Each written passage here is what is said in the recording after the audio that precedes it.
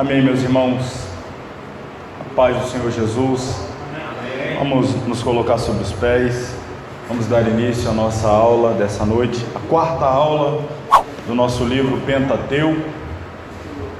Estamos felizes. Você está olhando aí, o que o pastor hoje está todo bonitão? É porque ontem a gente comemorou meu aniversário, os irmãos aí nos abençoou com essas roupas bonitas. Eu já estou saindo no vídeo mais bonito até, graças aos irmãos aqui da congregação que são a bênção. Mas vamos falar hoje aí sobre o terceiro livro do Pentateuco, que é o Levítico, e o quarto livro, que é o livro de Números. Assim o Senhor nos ajudando e permitindo. Vamos orar. Santo Deus e Pai, graças te damos na noite desse dia, por mais uma vez. Ao longo do dia o Senhor tem nos abençoado, guardado, protegido, dado livramentos, e nos permite agora, ó Pai, chegar em Tua presença e poder nos debruçar diante do Teu santo livro para aprender mais a Tua palavra. Te glorifico pela vida de cada irmão aqui já presente. Tenho certeza que alguns estão a caminho, peço que traga-os em paz. Te louvo, te bendigo pela vida de cada aluno que à distância, em outras cidades, estados e até países, estão sempre acompanhando as nossas aulas e também sendo abençoados e edificados pelo Senhor. E nessa noite nós possamos mais uma vez ser agraciados com a revelação do céu para as nossas vidas. É a nossa oração, pois este é o desejo do nosso coração, e é por isso que oramos em nome de Jesus. Amém. Amém. Página de número 28, capítulo 3, vamos falar aí dos levitas. O livro tem o nome de Levítico porque boa parte dele lida com o ofício dos levitas. E o texto-chave está em Levítico 19, versículo 2, é este: fala a toda a congregação dos filhos de Israel e dize-lhes: santos sereis, porque eu, o Senhor, vosso Deus, sou santo. Santos sereis, porque eu, o Senhor, vosso Deus, sou santo. Observe que a ordem é para falar a toda a congregação dos filhos de Israel. O chamamento à santidade não é apenas para sacerdotes, levitas, mas para toda a nação. Apenas para a gente considerar aqui, antes de prosseguirmos, se em Gênesis nós podemos ver o Senhor elegendo um povo, quando Ele escolhe Abraão, Ele está elegendo um povo. Em Êxodo nós vemos este povo sendo libertado, redimido, e agora no livro de Levítico nós aprendemos como o povo que em Gênesis foi eleito e em Êxodo foi redimido, como este povo pode aproximar-se do Senhor pela adoração, e como este mesmo povo pode manter-se em comunhão com Ele. Tanto o acesso a Deus como a manutenção da comunhão com Ele tem que ser pelo sangue. Gênesis falamos do sangue, Êxodo falamos do sangue, e agora, irmão, prepara que Levítico vai sangrar bastante, viu? Levítico sangra bastante. Isso tudo leva-nos a descobrir que a vida do povo eleito e redimido tem que ser uma vida santa. Essa santidade só é possível pela remissão através do sangue.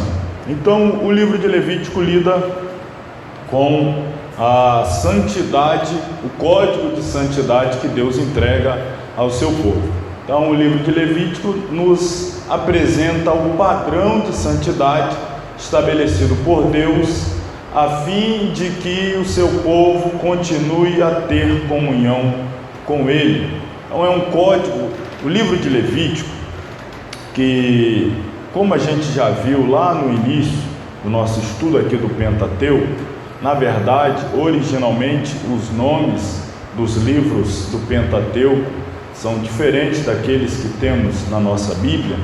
Por exemplo, lembrando aí, o Gênesis é o Bereshit, no princípio. O Êxodo é o Shemot, os nomes. Levítico é o Vaikra. Vaikra. Esta palavra Vaikra, que dá nome ao livro que chamamos de Levítico, o terceiro da ordem do Pentateuco, Vaikra, V-A-Y-K-R-A, Vaikra, ela traduz-se por chamou, só que não é um mero chamado como eu estou chamando, ei pastor Ademar, ei Cid, não é um mero chamamento, é um chamar como que de convocação, e de forma mais vibrante, mais forte, mais contundente.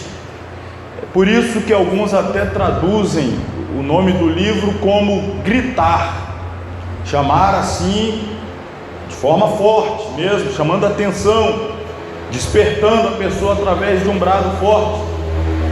E se eu perguntasse aqui aos irmãos, qual é a palavra-chave em todo o livro de Levítico, eu acredito que vocês responderiam acertadamente que a palavra-chave é santidade, ser santo, santificar, santificação, ou seja, termos correlatos.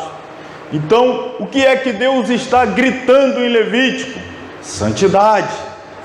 É o grito do livro, santidade, santidade, santidade. Logo, Deus está chamando o povo à santidade. É por isso que o texto áureo é esse aí. Fala toda a congregação dos filhos de Israel e diz-lhes: santos sereis, porque eu, o Senhor vosso Deus, sou santo. E olha a conexão que Deus faz: eu estou exigindo de vocês aquilo que eu sou. Vocês são meus filhos eleitos para serem meus filhos e precisam então demonstrar o mesmo caráter, o mesmo padrão de integridade, de moralidade. E o meu padrão, o Senhor, o meu padrão é santidade. Logo, se vocês querem ser meus filhos, ter comunhão comigo, precisam também viver em santidade. Então esse é o grito do livro, é o chamamento à santidade.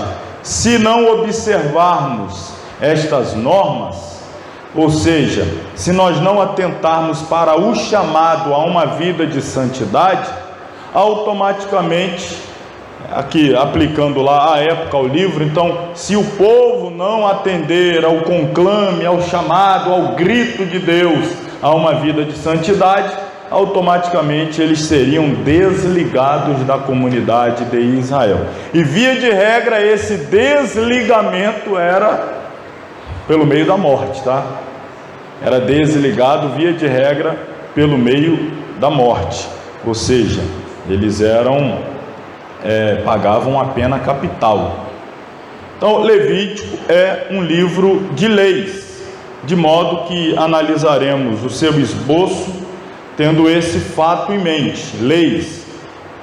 Por essa razão, ela tem o nome Levítico, porque boa parte da lei é litúrgica. A gente vai falar aqui, existem as leis morais para toda a nação, existe a lei civil para toda a nação, mas existe a lei litúrgica, que basicamente quem tinha mais obrigação de entendê-las eram os levitas e os sacerdotes, que também eram levitas. E aí nós entendemos então o livro de Levítico como um livro de leis que vai orientar o povo como proceder diante do seu Deus. Vamos olhar aí mais uma vez o material, página 18. No livro do Êxodo vimos Israel redimido, a redenção de um povo escravizado. Levítico diz-nos como um povo redimido pode aproximar-se de Deus pela adoração, e como pode ser mantida a comunhão assim estabelecida. A mensagem de Levítico é: o acesso a Deus é somente por meio do sangue, e o acesso assim obtido exige a santidade do adorador. Levítico está para Êxodo, assim como as epístolas estão para os evangelhos. Êxodo fala da redenção e põe a base da purificação, do culto e do serviço de um povo redimido. Levítico dá os detalhes do andar do culto e do serviço desse povo.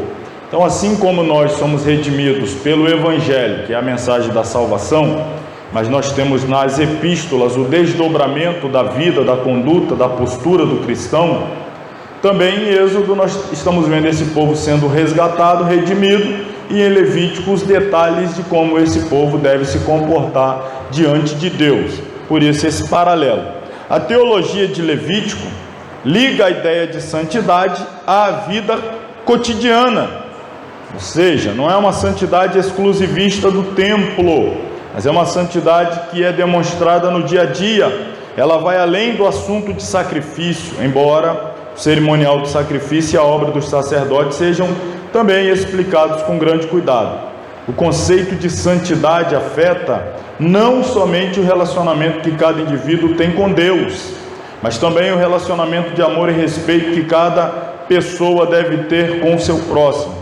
O código de santidade permeia todo o livro, porque cada indivíduo deve ser puro, pois Deus é puro, e porque a pureza de cada indivíduo é a base da santidade de toda a comunidade do concerto. O ensinamento de Jesus Cristo, portanto, tudo o que quereis que os homens vos façam, fazei-lo também vós, porque esta é a lei e os profetas. Então, na verdade, esse ensino de Jesus, lá em Mateus 7,12, ele reflete o texto de Levítico 19:18, amarás o teu próximo como a ti mesmo. Levítico é um livro de leis, está aqui no nosso slide, de modo que analisaremos seu esboço com esse fato em mente. Então, está aqui, dividido o livro, nós vamos estudá-lo, tendo por base essa divisão. Do capítulo 1 ao 7, nós temos leis referentes às ofertas. O capítulo 1 de Levítico até o capítulo 7 são leis referentes às ofertas. Os capítulos 8, 9 e 10 são leis referentes ao sacerdócio. Aqui detalhe, vestimenta, como se comportar, liturgia do sacerdote. Do 11 ao 22, leis referentes à purificação. E aqui são detalhes: purificação da casa, que tem lá mofo, que possa aparecer como a lepra que fosse no corpo humano, purificação do próprio corpo supostamente leproso ou confirmadamente leproso, alimento santo, roupa santa, detalhe de toda a santidade da vida cotidiana. Os capítulos 23 e 24, aí vai apresentar as leis referentes às festas, as principais festas da nação, como é que elas deveriam ser comemoradas. E finalmente, nós temos dos capítulos 25 ao 27, as leis referentes ao cuidado com a terra, seu cultivo, sua produtividade, etc, etc. Então aqui está o esboço de Levítico. Nós vamos analisar no nosso material como temos feito, e eu vou trazer aqui uma consideração especial dentro de cada um desses, que é uma consideração das leis da oferta, das leis do sacerdócio e assim por diante. Os primeiros 7 capítulos, então, se dedicam à descrição dos sacrifícios ordenados por Deus, os quais dizem respeito à manutenção do relacionamento entre a humanidade e Deus.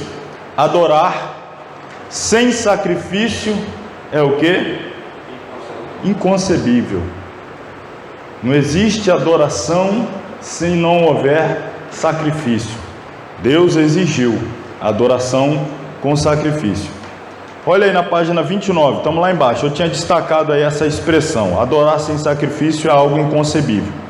Sempre que o pecado provoca uma ruptura entre Deus e a humanidade, tanto o sacrifício, que é um ato exterior, como a penitência, que é uma postura interna, não é interior, são de responsabilidade do pecador. Então a pessoa cometeu um pecado. O pecado produziu uma ruptura na comunhão entre esta pessoa e Deus. Ele precisa ter uma atitude interior, que é de arrependimento, a penitência, E esta atitude interior precisa ser demonstrada por intermédio de uma atitude pública, que é a apresentação do sacrifício. E aí, irmãos, a coisa funcionava da seguinte maneira: você, eu, qualquer um de nós cometíamos um pecado contra Deus. Se nós quiséssemos de fato resolver a nossa situação diante de Deus e consequentemente restabelecer a perfeita comunhão, nós tínhamos que nos arrepender, claro, ter uma atitude penitente no nosso interior, mas não parava ali. Nós tínhamos que oferecer a Deus um sacrifício de expiação pelo pecado. Só que eu não tinha, nós não tínhamos autorização para oferecermos o sacrifício nós mesmos, sacrificá-lo, imolá-lo, derramar o seu sangue, aspergir no altar, colocar fogo. Não, quem tinha que fazer isso eram os sacerdotes. Eu tinha que me dirigir até ele e levar a minha oferta. Então pense bem, dependendo da distância que eu morasse do tabernáculo e depois o próprio templo, eu teria que me deslocar da minha casa até o lugar onde eu apresentaria a oferta pelo meu pecado, levando aquele animal. E por onde eu passava, lá estavam as pessoas vendo: ó, lá vai ele, ó. Já é a terceira vez essa semana que ele passa aqui com esse animal, com o animal. Imagina, é a segunda vez esse mês, esse ano já fez um buraco na estrada, de tanto que ele passa por aqui. Isso era essa questão também de trazer uma humilhação pública. A pessoa passava por ali e tinha que levar o seu sacrifício até chegar ao templo para passar as mãos do sacerdote. Enfim, humilhação. Tinha que passar por todo esse processo para que houvesse o restabelecimento da comunhão. E é claro, o não desejo de enfrentar a humilhação que acabou transformando, com o passar do tempo, a religião em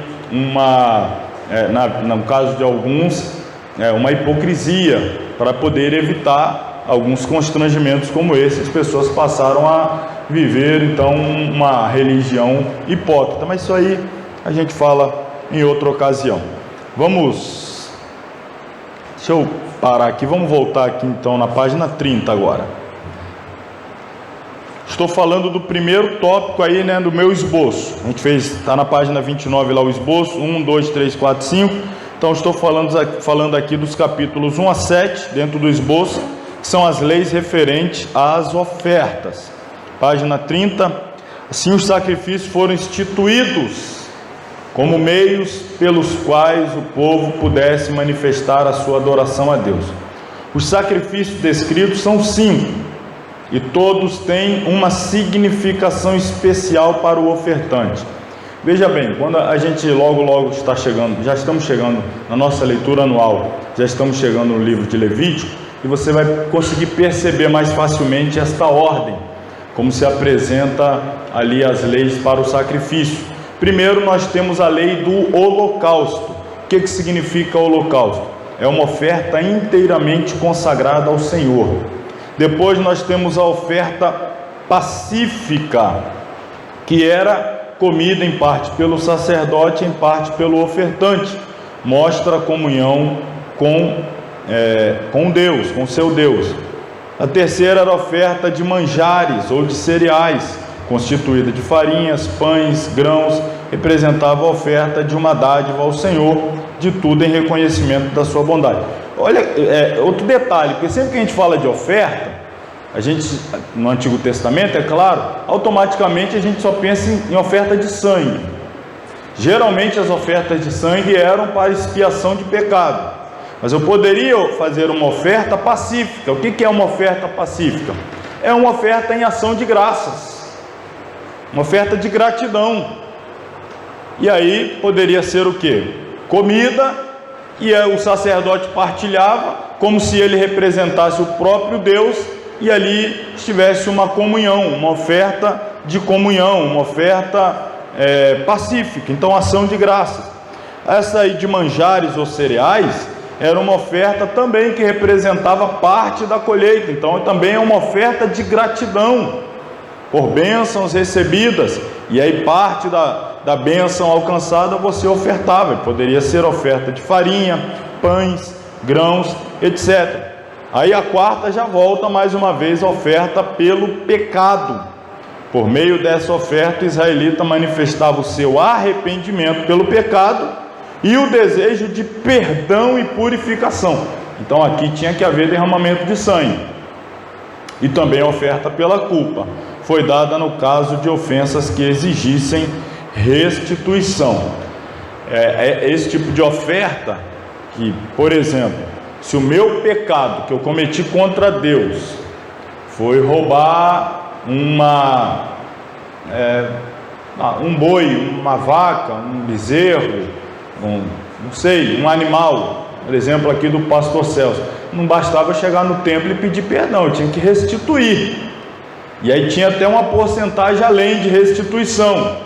Não bastava eu chegar e minha situação ficar ok diante de Deus, vamos dizer assim, sendo que a pessoa que eu a prejudiquei continuasse prejudicada. Então a maneira de eu demonstrar também a Deus o meu arrependimento era restituindo aquele que eu prejudiquei. Aqui um exemplo, mas no texto lá nós vamos ver várias formas.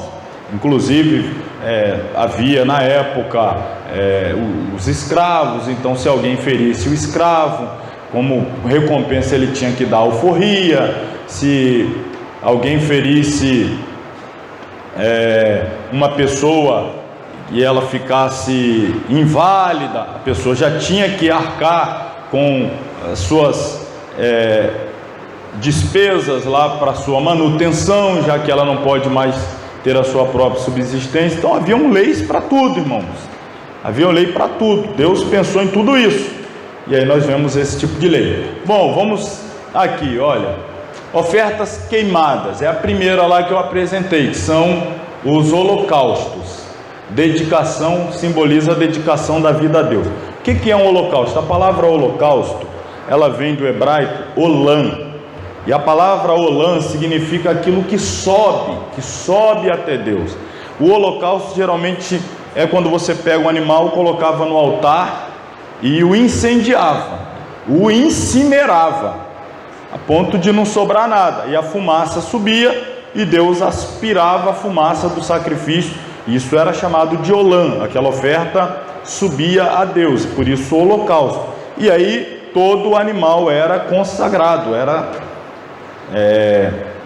consumido pelas chamas. Isso é holocausto. A gente ouve muito, e estamos ouvindo mais uma vez por causa dos dias que vivemos aí de conflitos lá na Europa, volta e meia torna a lembrar-se do holocausto da Segunda Guerra Mundial. Por quê?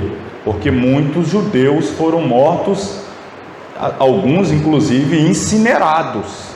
E aí pegou esse termo dos sacrifícios lá do Antigo Testamento e aplicou-os à mortandade perpetrada por Hitler e todos os nazistas contra aproximadamente 6 milhões de judeus que por eles foram completamente dizimados na Segunda Guerra Mundial. Por isso esse termo é aplicado, o holocausto dos judeus, porque eles foram totalmente dizimados.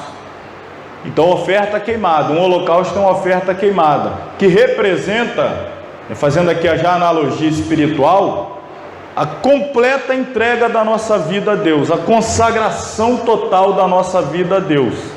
Por isso que Paulo diz: rogo-vos, pois, irmãos, que apresenteis o quê? Então antigamente se apresentava o do animal, e ele era consumido completamente.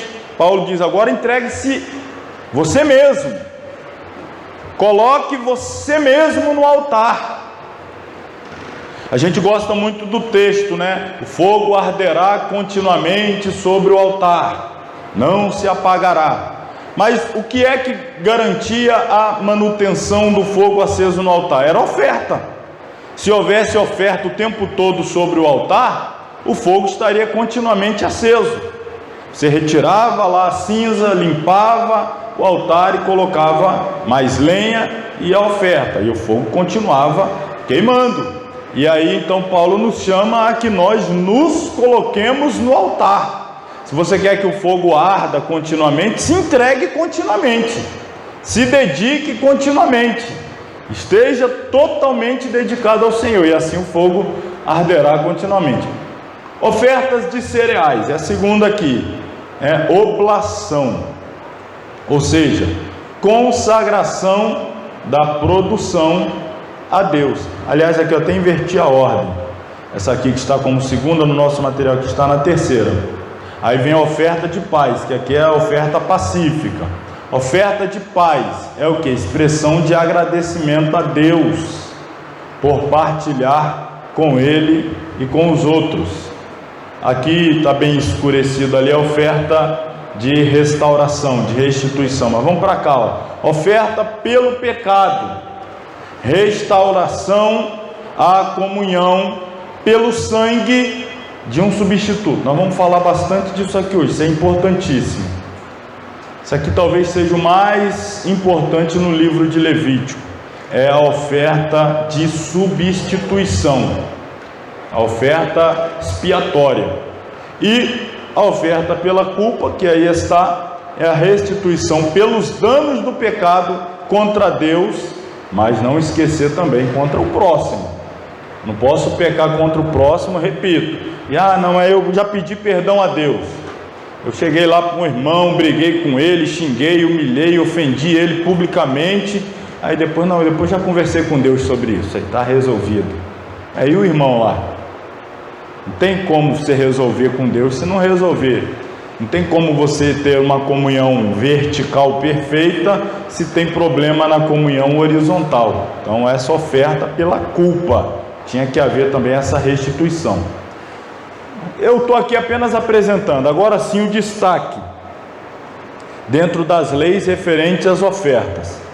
O destaque que eu trago é esse aqui, ó. Os sacrifícios descritos em Levítico 1 ao 7, nos fazem lembrar das necessidades espirituais básicas que temos como povo de Deus. Que necessidades espirituais básicas são essas? Primeiro, compromisso com Deus. Essas ofertas, elas refletem compromisso com Deus. Em segundo lugar, comunhão com Deus.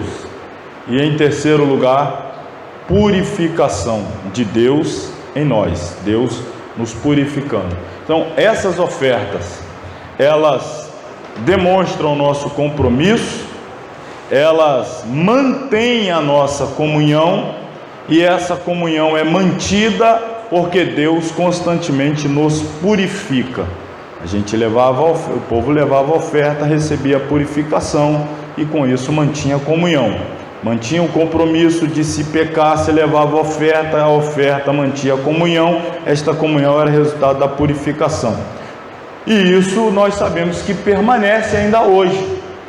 Hoje ainda nós, se pecarmos, nós recorremos ao sangue de Jesus, que nos purifica de todo o pecado, e este sangue então mantém a nossa comunhão. O sangue garante a nossa purificação, e a nossa purificação mantém com Deus a nossa comunhão. E aí a gente tem que ter esse compromisso, não viver uma vida descompromissada. Vamos aí agora, página 31, Levítico do 8 ao 10, nós temos agora as leis que se referem ao sacerdócio. Olha aí a imagem do sacerdote aí.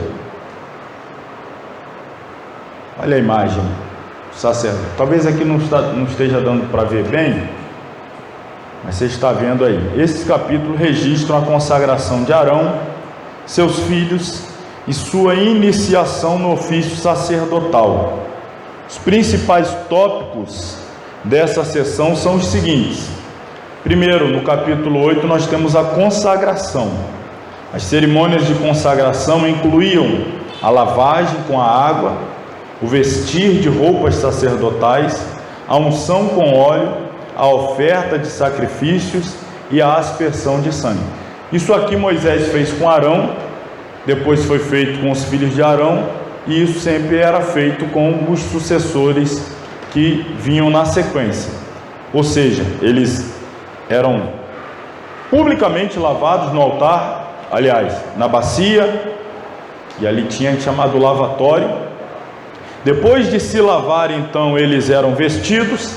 Aqui estão as vestes sacerdotais, eu vou falar delas já, dar os detalhes dessa indumentária. Depois, então, se aspergia com óleo, um óleo especial, e também aspergia com sangue, principalmente, além da testa, o polegar da mão direita, o polegar do pé direito, que fala tanto de pensamento purificado, uma mente purificada, o trabalho purificado e o andar purificado pelo sangue. Ok, eu vou detalhar já.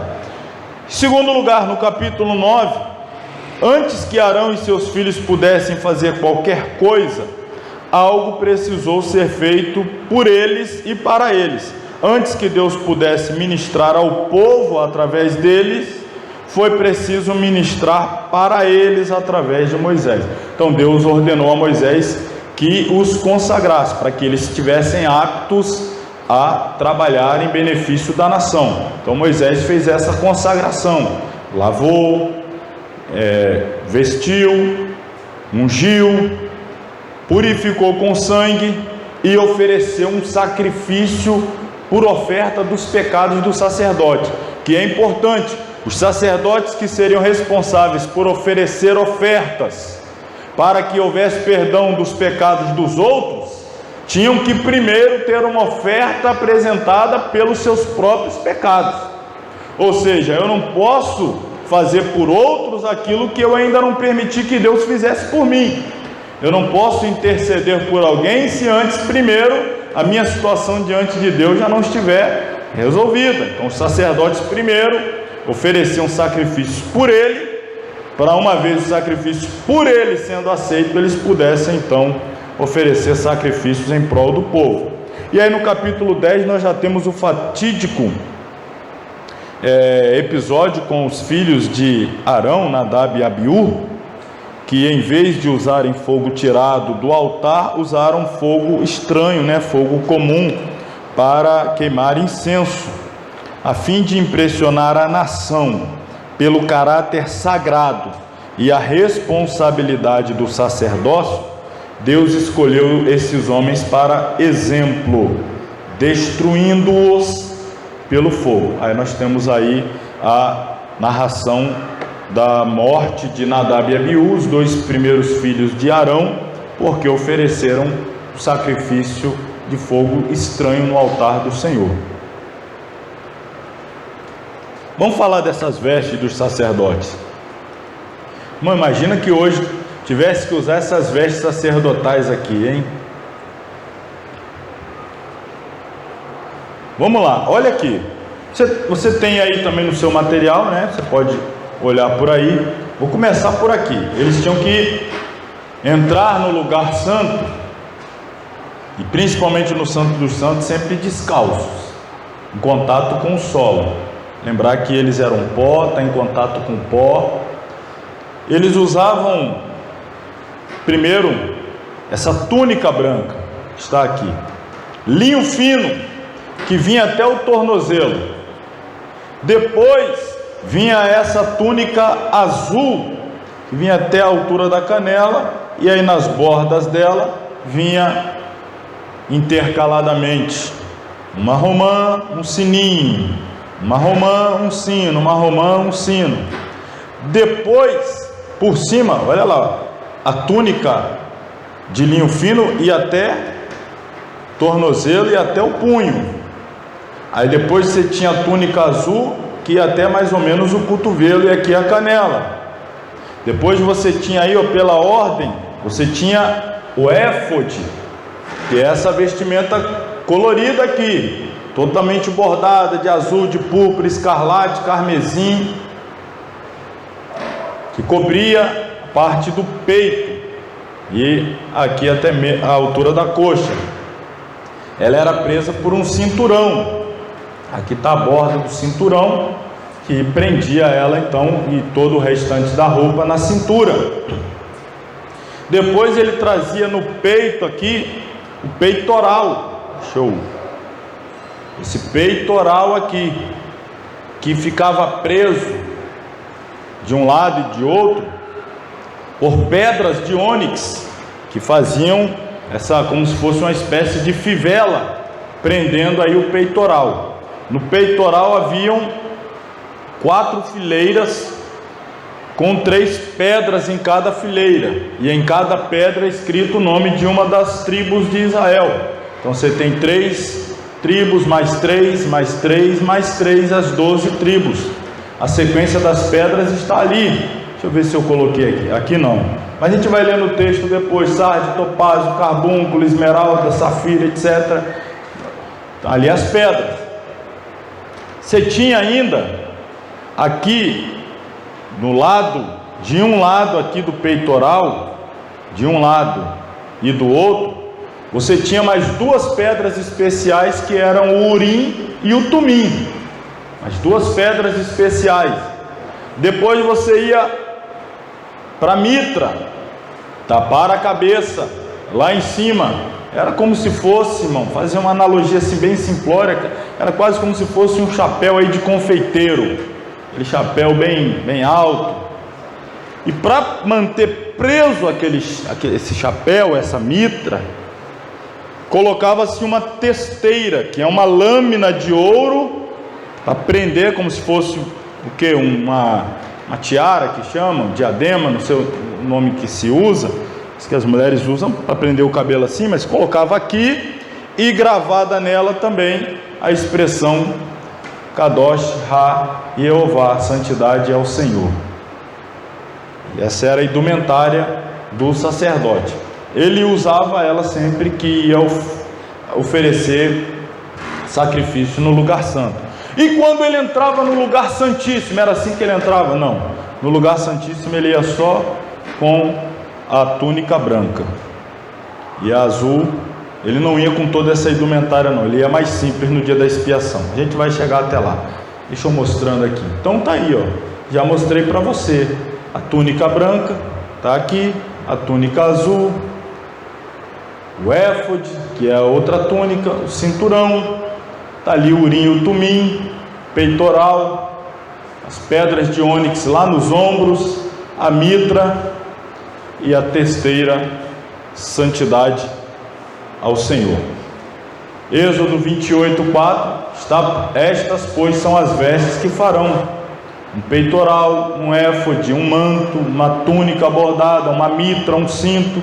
Farão, pois, vestes santas a Arão, teu irmão, e a seus filhos, para me administrarem o ofício sacerdotal.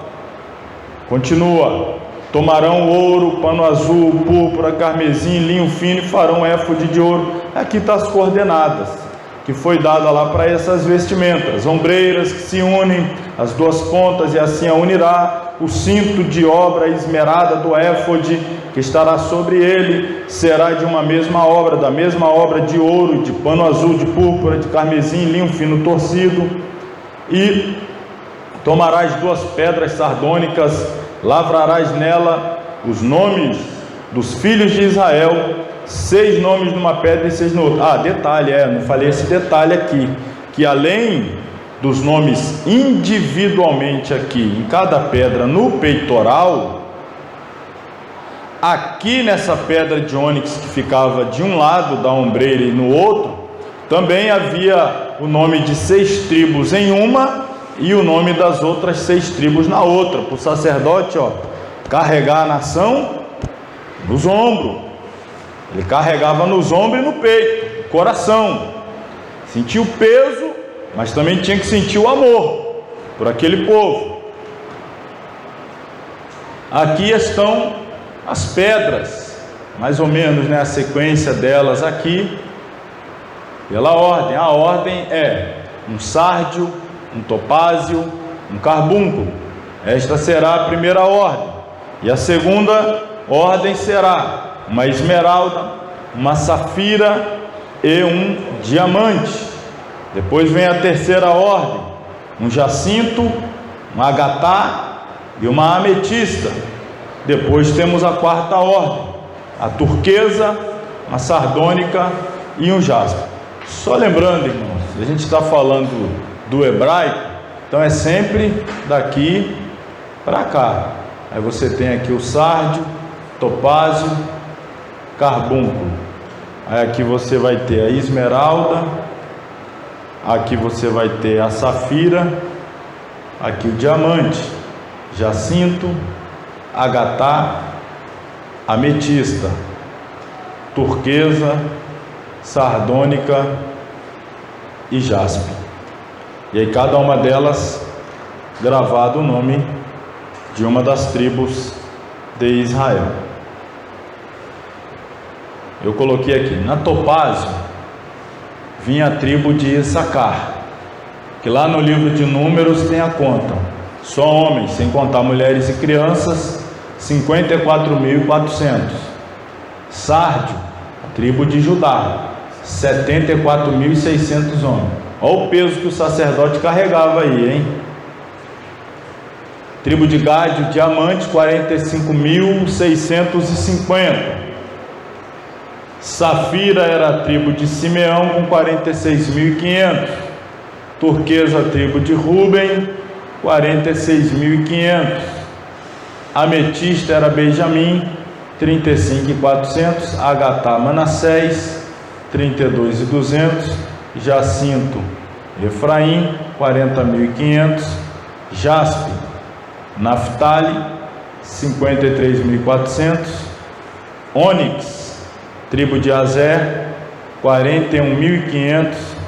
E por último aqui o berilo, tribo de Dan, 62.700 homens para o sacerdote carregar nos ombros. Será que era pouco peso?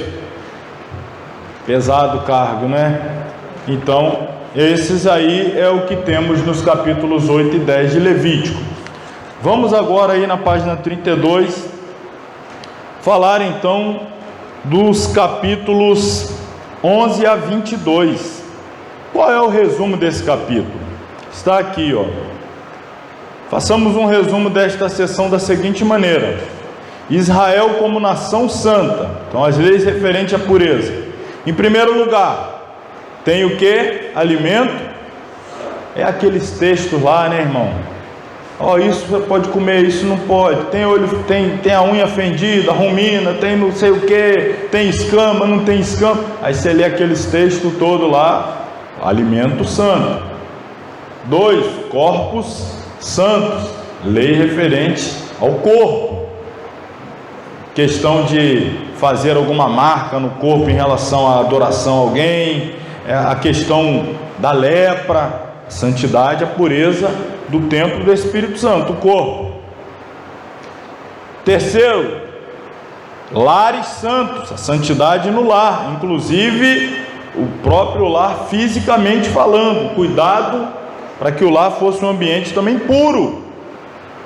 Depois, 4, costumes santos, capítulo 15.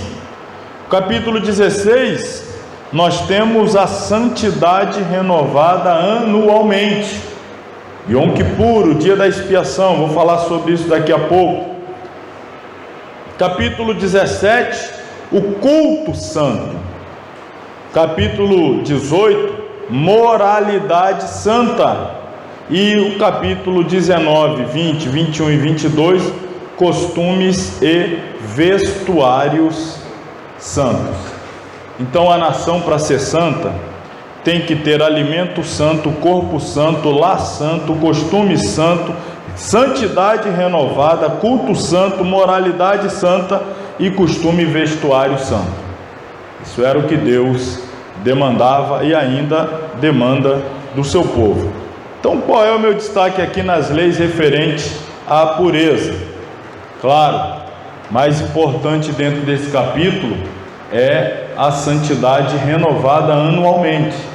É a grande festa, que na verdade não era uma festa, não tinha caráter de festa. O Yom Kippur era um dia tenso, era um dia, não era um dia de muita alegria, regozijo, empolgação. Era um dia mais de contrição, de humilhação, de jejum o dia todo, era um dia solene. Não era um dia de festa assim mesmo, de comida, bebida, alegria, dança, que as festas de Israel eram assim, muita celebração. Não, era um dia mais pesado, mais tenso, Era o dia de trazer à memória os pecados cometidos ao longo do ano todo, pensar sobre eles, com arrependimento, com humilhação, com pano de saco e cinza, em jejum. O sumo sacerdote, então, apenas nesse dia do ano, o único dia que ele acessava o lugar santíssimo, e ali ele estava colocando a vida dele em risco, poderia não sair vivo daquele lugar caso Deus não aceitasse o sacrifício. Então era um dia, não chamaria assim de um dia de festa, é mais um dia, vamos dizer assim, de contrição, um chamamento ao arrependimento. O dia mais importante do ano para os israelitas do Antigo Testamento era o dia da expiação. É isso aqui, ó. Yom é dia. Kippur, kippá é cobrir. Por isso que os judeus usam kippá, que é aquele chapéuzinho também que cobre a cabeça. Kippá vem dessa mesma raiz hebraica. Dia de cobrir, dia de passar por cima. Lembra como Deus fez lá na Páscoa, que o sangue protegeu os que estavam dentro da casa e o anjo da morte passou por cima? Então é isso aí, é o dia de Deus expiar os pecados, quando Deus, por sua graça, expiava os pecados de todos e de todas as pessoas, expiava todos os pecados de todas as pessoas e dava à nação a oportunidade de um novo começo. Terminava esse dia como se a conta tivesse zerada, as pessoas saíam dali sem uma dívida diante de Deus, eram completamente ali purificadas. Vamos ver um pouquinho, antes de eu avançar, vamos ver aqui no texto, abra lá sua Bíblia em Levítico 16, vamos ver um pouquinho, alguns detalhes desse dia. Levítico 16.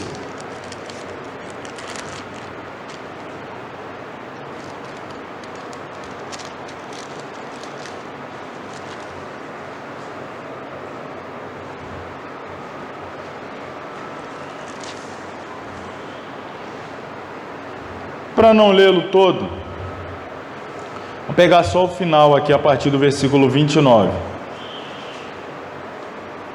E isto vos será por estatuto perpétuo: no 7º mês, aos 10 do mês, afligireis a vossa alma.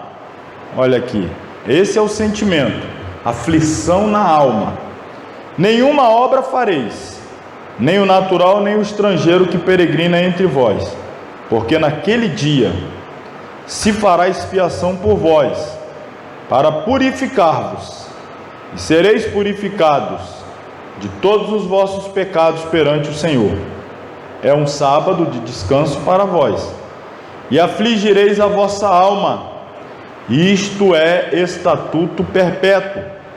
E o sacerdote que for ungido, o que for sagrado para administrar o sacerdócio no lugar de seu pai, fará a expiação, havendo vestido as vestes de linho, as vestes santas.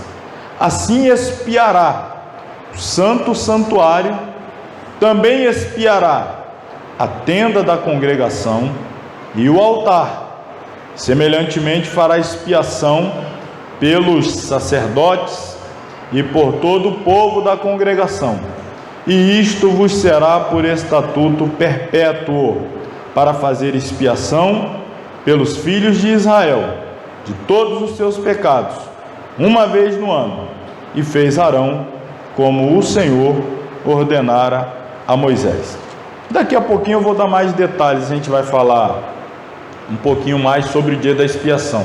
Mas era esse dia de jejum, era um dia no ano que a nação toda jejuava. Essa expressão afligir a alma significa que nesse dia você não vai atender os desejos da sua alma, os desejos mais simples: comida, bebida, água.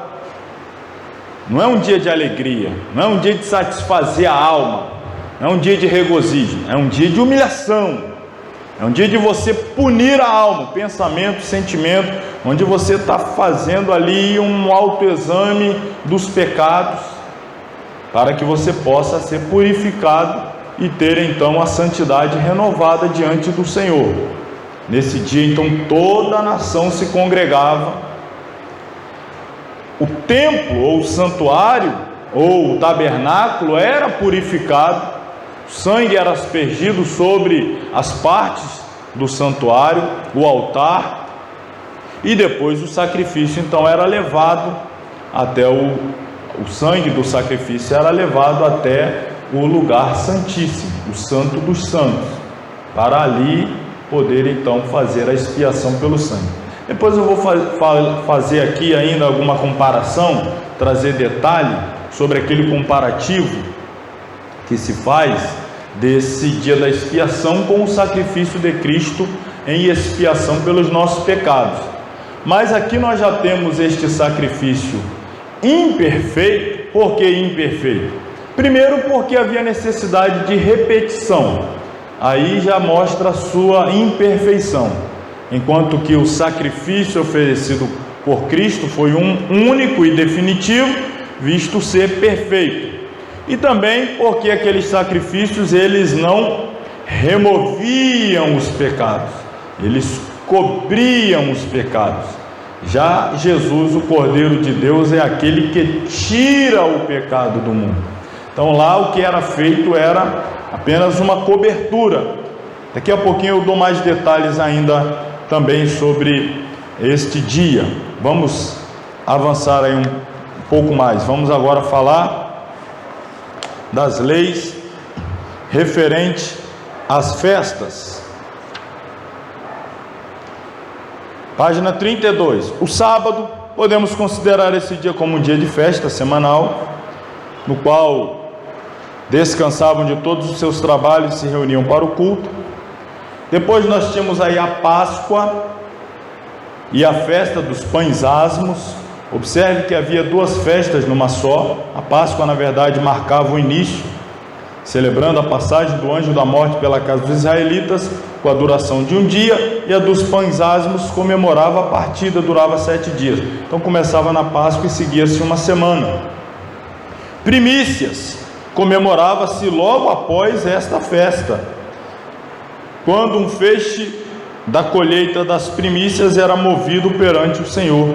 Isso era um tipo da ressurreição de Cristo. Depois nós tínhamos a Shavuot, que é a festa das colheitas, nós chamamos de Pentecostes, mas é a festa da colheita, realizada 50 dias após a primícia. Assim, no 50º dia, 2 pães movidos com fermento eram oferecidos ao Senhor. Tínhamos também a festa das trombetas, que era o ano novo judaico, o início do ano civil, era marcado por uma festa chamada de trombetas. Tínhamos aí, como já mencionei, o dia da expiação, que era mais um jejum do que uma festa. Nesse dia o sacerdote entrava no lugar santíssimo com sangue para fazer expiação pelos pecados do povo. Isso acontecia só uma vez por ano e significava Cristo entrando no céu com seu próprio sangue para fazer a expiação pelos nossos pecados. Além dos outros sacrifícios deste dia, havia os 2 bodes. Um desses era sacrificado. Quanto ao outro, Arão colocava sobre ele as mãos, confessava os pecados da nação, em seguida enviava-os ao deserto. Esses 2 bodes representam 2 aspectos da expiação. O primeiro significa Cristo pagando a pena pelos nossos pecados, a morte. O segundo significa o afastamento dos nossos pecados, para nunca mais se lembrar deles. Aí eu volto aqui, como disse, ia falar novamente do dia da expiação, desse detalhe. 2 bodes eram apresentados. Um era sacrificado, o outro era liberado para o deserto afora. Um era degolado, seu sangue era derramado. O outro, ele era solto no deserto. É claro que depois morria lá no deserto, mas ele era saía do meio do arraial do povo e ia para o deserto. Agora observe, um simbolismo muito importante de entender é o fato de Arão colocar a mão sobre a cabeça daquele animal, confessava os pecados. Este símbolo, este gesto de colocar a mão e confessar o pecado, isto aqui era uma espécie, irmãos, olha, observe bem isso que eu vou dizer aqui, era uma espécie de transferência de pecados daquele que estava confessando para aquele animal sobre o qual a mão estava sendo colocada. E aí, o que é que a Bíblia diz? A alma que pecar, essa morrerá. A pessoa que está confessando, impondo a mão, está transferindo o pecado, e agora quem teria que morrer é aquele animal. Um animal era morto, o outro era liberado no deserto. Então um derramava o sangue para a expiação, para a purificação, e o outro simbolizava que os pecados estavam sendo levados para longe, sendo removidos da vida da nação, do povo, do pecador, e estava então sendo, vamos dizer assim, afastado, tirado da vida dele, levado, enviado para o deserto.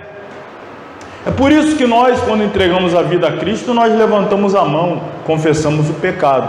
É como se houvesse essa transferência dos nossos pecados para Cristo.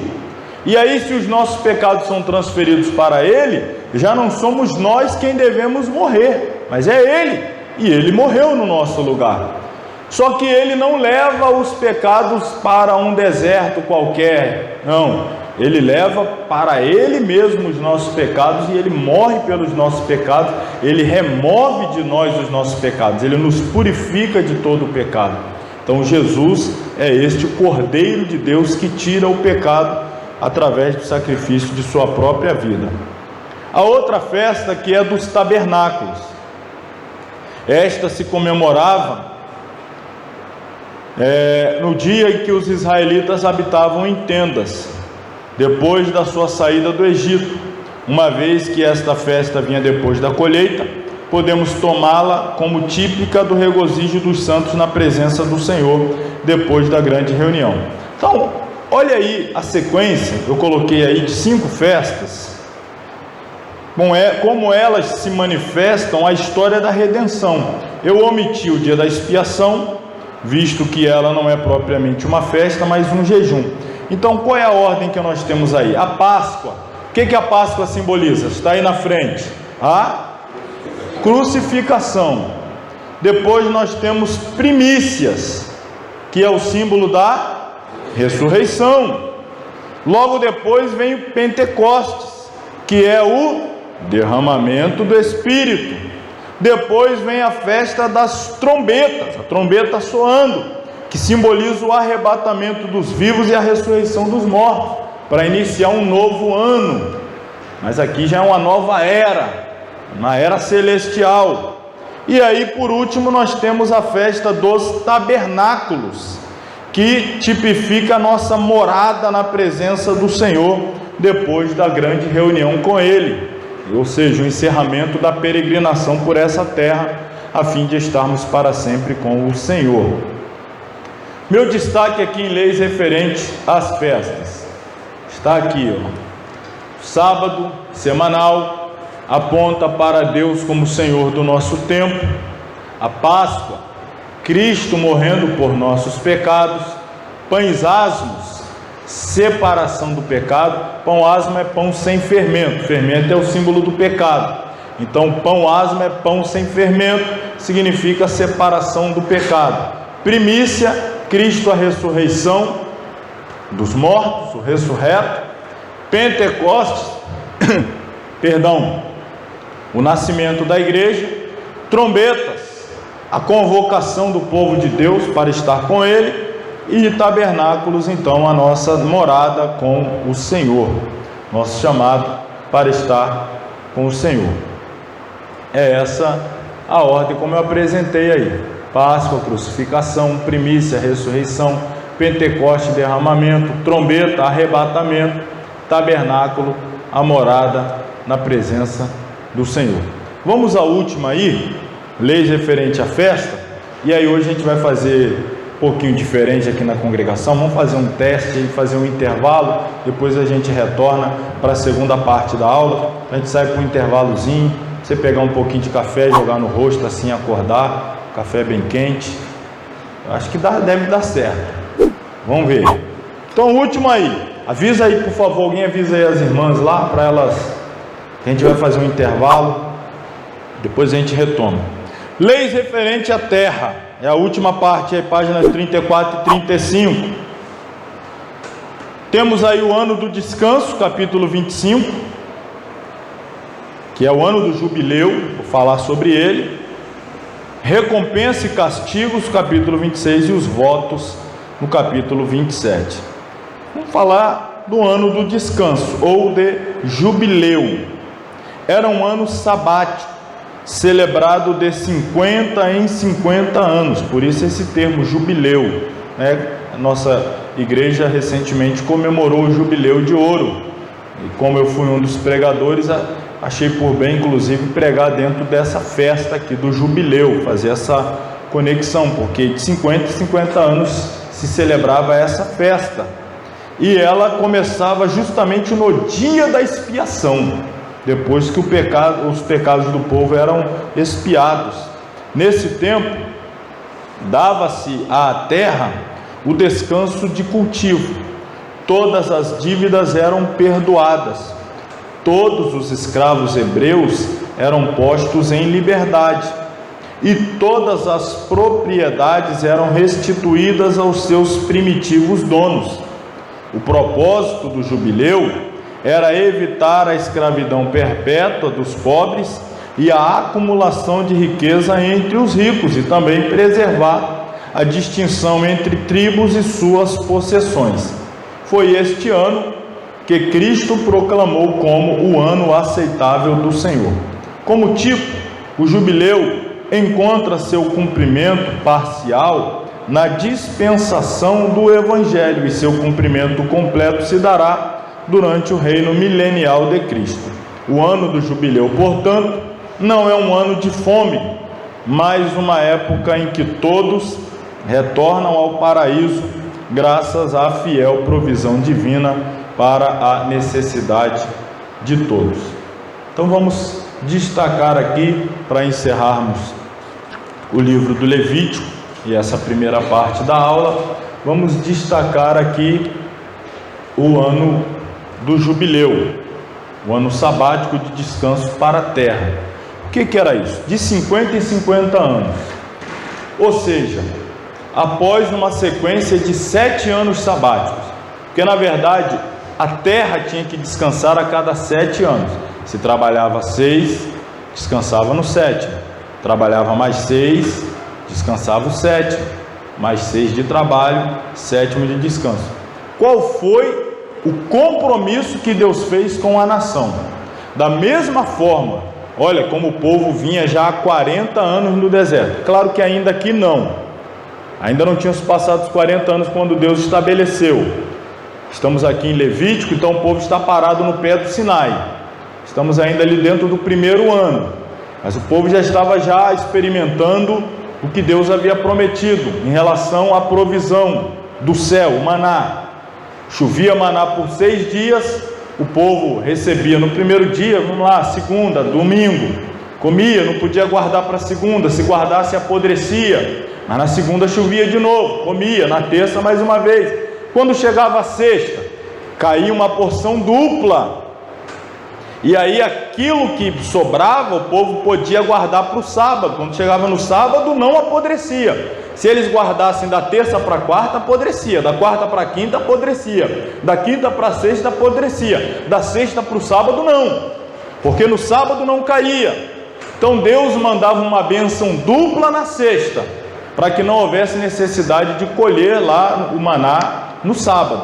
E o povo descansava, mas já tinha sua provisão. E aí no domingo voltava a chover o maná, segunda, terça, quarta, quinta, sexta, dupla, porção dobrada, para não haver necessidade no sábado.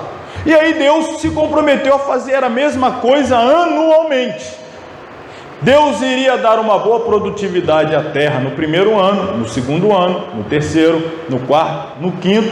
No sexto, a produtividade da terra ia ser dobrada, para que não houvesse necessidade de trabalhar a terra no sétimo ano, deixar a terra descansar e aí então ter já a provisão garantida no ano anterior.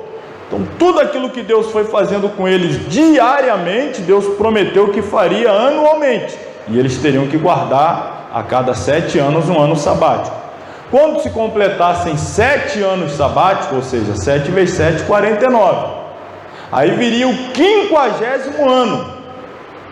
Então também era um ano não apenas de descanso da terra, mas de libertação de escravos, de devolução de terras que foram adquiridas ao longo desses 49 anos, tinha que ser devolvida. E aí então, nas vésperas do ano sabático, já que a terra teria que ser descansada no ano 49, porque era um ano sabático, e também no ano 50, que era jubileu, no ano 48 Deus mandava a bênção triplicada para o povo descansar a terra no 49, que era mais um ano sabático, e no 50, 50º, que era jubileu. Só que nós não temos qualquer evidência bíblica de que os israelitas observaram em algum momento o ano sabático. Na verdade, a Bíblia indica que não fizeram. Vocês percebam que o simples fato de confiar em Deus diariamente, já há registro que o povo não confiava em relação ao maná. Tinha aqueles que guardavam e no outro dia via que estava apodrecido. Tinha aqueles que no sábado ia procurar se tinha alguma coisa. Não tinham condição de esperar em Deus de um dia para o outro, duvidar. Ia confiar em Deus ao longo de um ano todinho, sem trabalhar, só descansando. E no sabático, no jubileu, 2 anos, devolver a terra, crendo que Deus depois vai me abençoar de novo, libertar escravos, crendo que Deus... O povo não fez. O povo não fez. A lei foi estabelecida aqui, mas não há nenhum registro bíblico de que o povo tenha observado em qualquer momento. Pelo contrário, tudo indica que não. E aí, desde que o povo entrou na terra, até quando o povo saiu da terra forçosamente, por ocasião do cativeiro babilônico, o povo se viu obrigado a sair da terra forçosamente. Deixa aqui no escurinho. Haviam se passado aproximadamente 490 anos. 490 anos. Se o povo a cada 7 anos tinha que guardar um ano sabático, 7, 7, 7, 7, e por 490 anos o povo não fez isso, quantos anos sabáticos o povo estava devendo a Deus? 70. E aí olha o que diz 2 Crônicas 36, 21. Para que se cumprisse a palavra do Senhor pela boca de Jeremias, até que a terra se agradasse dos seus sábados, todos os dias da desolação repousou, até que os 70 anos se cumprissem. O povo ficou devendo a Deus. Deu 7 anos, o povo não pagou. 14 anos, o povo não pagou. 21 anos, não pagou. Aí lá vai, 28, vai contando. Acho que Deus nem lembra mais disso, né? Já tem 200 anos, 210 anos, 300 anos, 350. Deus só foi deixando. Não tem aquela história do dar corda para depois puxar? Quando chegou no 490, Deus falou: agora chega. Vocês já estão me devendo 70 anos. Só tem um jeito da terra descansar 70 anos. Como? Vocês vão ser escravos por 70 anos na Babilônia. A terra vai ficar aqui 70 anos parada. Para que se cumprisse a palavra do Senhor pela boca de Jeremias, até que a terra se agradasse dos seus sábados. 70 anos. Então, irmão, não fica acumulando dívida com Deus, não. Paga logo, viu? Você vai só enrolando, só enrolando, só enrolando. Não, isso aí eu acerto depois, isso aí eu acerto depois, isso aí deixa para depois, isso aí a gente vê depois. Quando chegar a hora do acerto de contas, a gente viu aqui a história do Jacó. enrolou aqui, enrolou ali, enrolou lá. Na hora de acertar as contas, ficou salgado. É sempre assim, na hora de acertar é salgado, mas o povo vai brincando. Então aqui nós temos esse exemplo de que Deus firmou uma aliança. Deus cumpriu a sua parte, o povo não cumpriu, teve que cumprir de forma forçada. Então Deus enviou o povo ao exílio babilônico durante 70 anos, a fim de dar à terra o descanso necessário. Isso indica que durante quase 500 anos, como vimos, os israelitas desobedeceram a lei de Deus sobre os anos sabáticos, sobre os anos também de jubileu, mas Deus cobrou, e aí ficou pesada a conta quando ela veio. Amém? Vamos aí então ao nosso intervalo, rapidinho, não é até 10 da noite não, intervalo aqui, irmão, 10, 15 minutos, aí nós voltaremos falando então o livro de Números. Amém. Então, irmãos, retornando aí à página 36, falaremos aí agora, a partir de agora, quarto livro, capítulo 4, quarto livro do Pentateuco.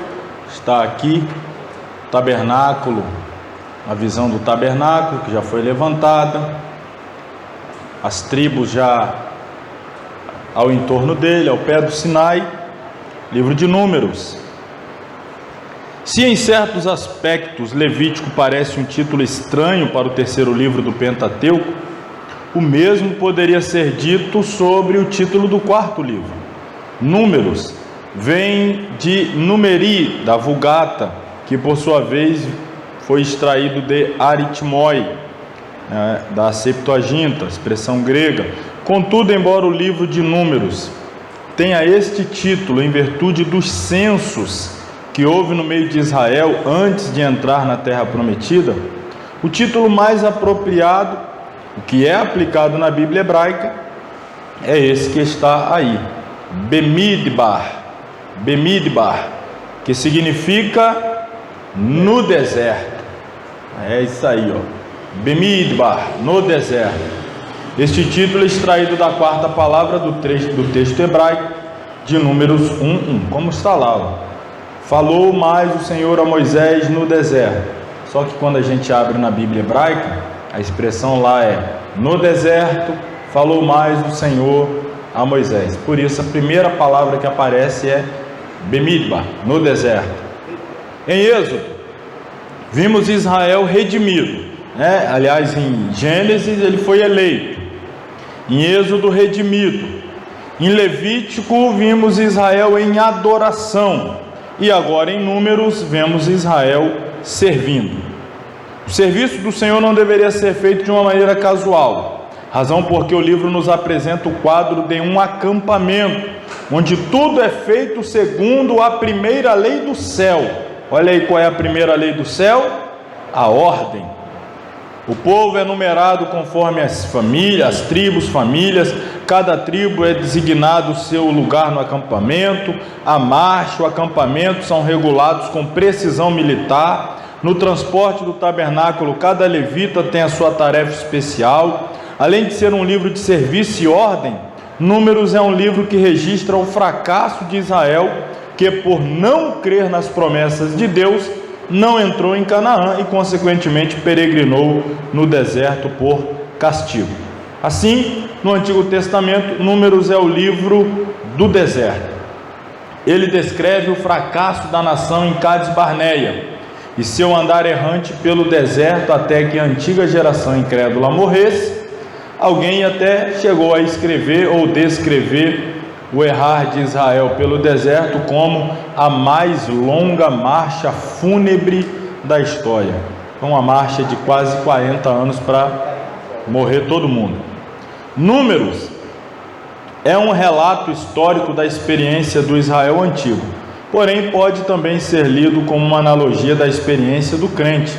Nós também somos um povo redimido, em jornada para a terra prometida de Deus.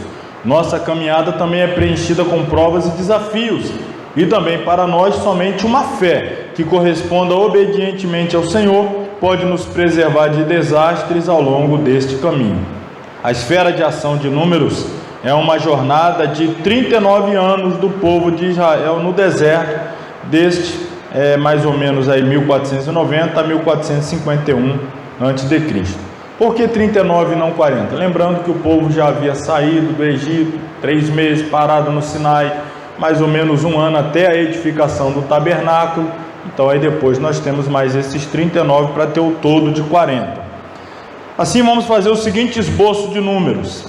Está aí na página 38, dividindo ele nessas 3 partes aqui. Capítulos 1 a 9, eles estão no deserto do Sinai. Aí lembra que eu mostrei a vocês que no 10 é que eles saem do Sinai? Eles chegaram no Sinai lá em Êxodo 19, se eu não me engano. Estão parados até aqui em Números capítulo 10. Então aqui os primeiros capítulos eles estão lá. E a contagem, o censo, a ordem, a tribo tal e tribo tal a leste, 3 tribos a oeste, 3 tribos a norte, 3 tribos ao sul, os levitas. Então é isso aqui no deserto do Sinai. Depois dos capítulos 10 a 19, então eles indo do Sinai até Cades Barneia. Cades Barneia, só para que a gente já se situe, é justamente o lugar onde eles param, os espias são enviados, retornam, e a partir de Cades Barneia eles começam a andar para trás. Deus ordena então que eles não avancem, mas recuem até que toda esta geração morra. Então eles vão girar agora de Cades Barneia até a terra dos Moabitas, não vão mais avançar em direção à terra prometida. Então temos essa terceira parte, e aí termina o livro com um novo censo, uma nova contagem do povo, lembrando que a primeira parte do povo, aliás todo o povo de 20 anos para baixo morre, e aí o livro termina então com uma nova contagem dessa nova geração. Então vamos aí a primeira parte, no deserto de Sinai. Segue um resumo dos capítulos 1 a 9. Capítulo 1 e 2, o censo do povo, é aquela parte maravilhosa da leitura. Os capítulos 3 e 4, o censo dos sacerdotes e levitas. Depois temos aí os capítulos 5 e 6, algumas leis. Os capítulos 7, a oferta dos príncipes, que é também uma lista enorme de oferta que eles trazem. Capítulo 8, a consagração dos levitas. E aí o capítulo 9, após a nuvem guiando a marcha dos israelitas. Ele começa então o deslocamento. Deve-se notar uma distinção. Isso aqui, irmãos, a gente precisa saber a distinção entre sacerdote e levita. Os sacerdotes eram os membros da tribo de Levi que descendiam de Arão e seus filhos, e que eram encarregados das funções sacerdotais do tabernáculo, dos sacrifícios, de ministrar no lugar santo, etc.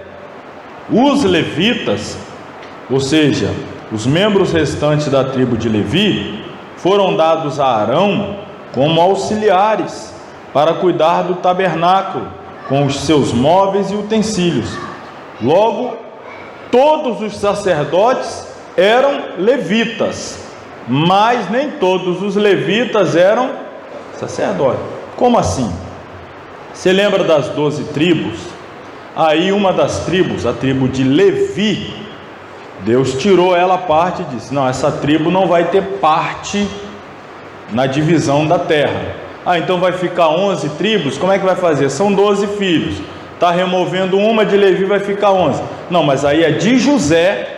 Tem na Bíblia a tribo de José? Você já leu a tribo de José? O que aconteceu com a tribo de José? Se dividiu em 2, os 2 filhos de José, Manassés e Efraim. Não eram filhos de Israel, eram filhos de José. Então José ficou com uma porção dobrada, levando o nome dos seus filhos, o Manassés e o Efraim. Então tirou o Levi, fica 11. Pegou o José, dividiu em 2, fecha 12 tribos aí, e a de Levi de fora. Então, quem são os levitas? Tribo de Levi, todos os descendentes de Levi. Só que Levi teve 3 filhos. Gerson, Coate e Merari. Aí você tem os gersonitas, os coatitas e os meraritas. Dos coatitas você vai ter o Anrão, que vai ser pai do Arão, do Moisés e da Miriam. E aí o Arão, os filhos de Arão vão ser sacerdotes. Ora, se ele é filho de Arão, ele é levita, ele é da tribo de Levi. Mas sacerdote tem que ser, além da tribo de Levi, tem que ser coatita e filho de Arão. Aí você tem os sacerdotes. E sumo sacerdote, via de regra, era o primogênito de Arão. E aí o primogênito desse primogênito, o primogênito desse primogênito, o primogênito do primogênito do primogênito, o primogênito do primogênito. Aí esse era sumo sacerdote. Então a descendência de Arão tinham sacerdotes, a descendência dos primogênitos, essa linha era sumos sacerdotes, e levitas de forma geral eram os descendentes, os oriundos da tribo de Levi. Então em Números, voltando aqui página 39, lemos que a tribo de Levi foi separada pelo Senhor em lugar dos primogênitos de Israel. Nos tempos patriarcais, primogênito gozava de muitos privilégios, um dos quais era ser o sacerdote da família. Depois da morte dos primogênitos da terra do Egito, o Senhor ordenou que os primogênitos dos israelitas fossem santificados a ele, quer dizer, ao seu serviço. Agora, por motivos que se compreendem por si mesmo, o Senhor, em vez de aceitar o serviço do primogênito de diferentes tribos, separou uma tribo especial para este serviço. Qual era a tribo? De Levi. Mas havia mais primogênitos do que levita. O que deveria ser feito? Então aquele número excedente foi feito um pagamento de uma certa quantia, uma oferta para poder chegar aí, fechar essa conta. A lei do nazireado, a gente tem lá no capítulo 6, eu vou falar dela aqui a partir de agora. Depois você ler esses dois últimos parágrafos aí. Encerrando então essa parte aqui, do capítulo 1 ao 9, que é Israel no deserto do Sinai, eu quero falar sobre a instituição do nazireado. Irmão, não confunda nazireu com nazareno. Eu sei que a Bíblia tem muito dessas coisas, às vezes a pessoa é fácil confundir. Nazireu é um voto específico. A gente vai falar do voto de nazireado, nazir. O nazareno que Jesus era, é porque ele não era oriundo, mas ele cresceu em Nazaré, na cidade de Nazaré, e aí chamavam ele de Nazareno, embora ele não tenha nascido em Nazaré. Jesus nasceu aonde?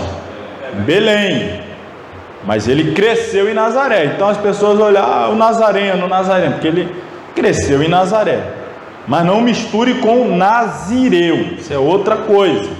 Vamos falar da instituição do nazireado, do hebraico nazir, que tem raiz na palavra nazar, que significa consagrado, separado.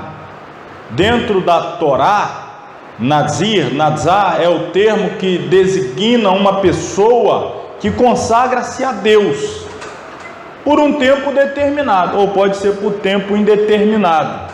Alguns eram por toda a vida, mas podia ser um voto de 10 anos, um voto de 20 anos, mas a maioria fazia esse voto, digamos assim, perpétuo. Segundo a Bíblia, a marca mais comum da separação desta pessoa, que podia ser homem e mulher, a gente não tem registro bíblico de mulher, porque a gente sabe, às vezes a Bíblia não dava muitos detalhes até de alguns fatos envolvendo mulheres, dentro de uma cultura patriarcal da época, enfim. Mas também mulheres poderiam assumir um compromisso de nazireado. E o que era feito nesse voto? Ou o que não era feito, não podia ser feito?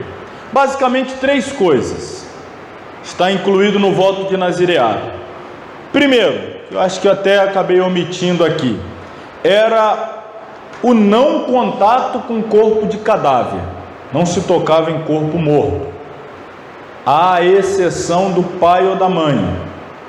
Podia ter exceção, morreu o pai, poderia tocar, do pai ou da mãe, exceção.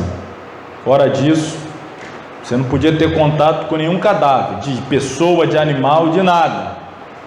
Segundo, corte de cabelo. Não podia cortar, tinha que deixar o cabelo crescer, fosse liso, fosse, seja lá como for. Era um voto, não podia passar navalha. E em terceiro, abstinência do consumo de vinho, bebida forte, qualquer bebida extraída da videira, ou até mesmo um alimento que tivesse sido também feito a partir da uva, da videira, do mosto, etc. Então o voto de nazireado: não poderia ter contato com morto, não poderia cortar os cabelos e não poderia beber bebida forte. Alguns exemplos de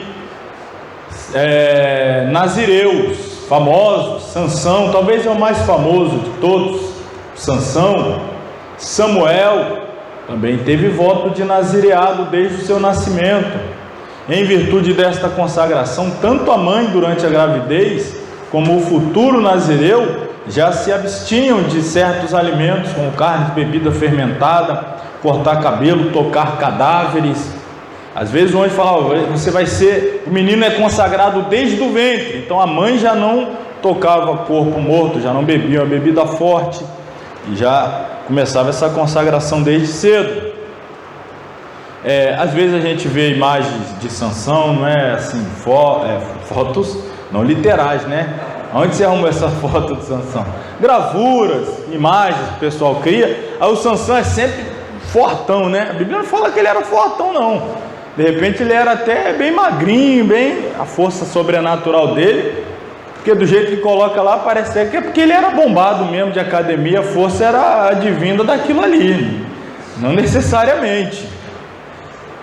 Às vezes a gente associa, né, a imaginação: é forte, então é musculosão, fortão.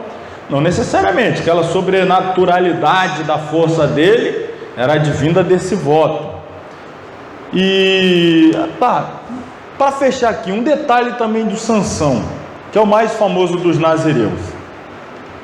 Ele perde a sua força depois que ele tem o seu cabelo raspado. Aquele envolvimento com Dalila, que o ilude, o engana e traz os filisteus, que vai lá e rapa a cabeça dele e tal. Mas, se você analisar o contexto da vida de Sansão até esse momento, primeiro, quando ele se desloca até a região onde morava Dalila e se apaixona por ela e tal, ele passa à beira da estrada, ele encontra um leão e ele, que vem na direção dele, ele mata esse leão. Quando ele está voltando, ele encontra o que no corpo do leão? Mel.